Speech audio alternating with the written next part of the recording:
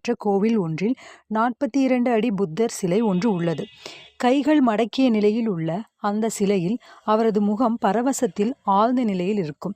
அவருக்கு கிரேட் புத்தர் என்று பெயர்.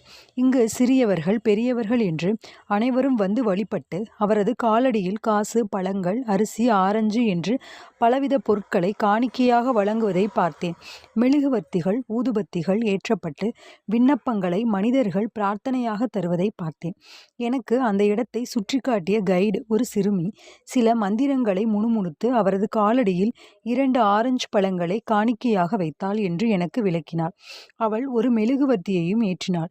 அவள் தன் குரலை இழந்திருந்தாள். அது அந்த கோவிலில் திரும்ப கிடைத்தது. அதற்கு அவள் புத்தருக்கு நன்றி கூறிக்கொண்டிருந்தாள்.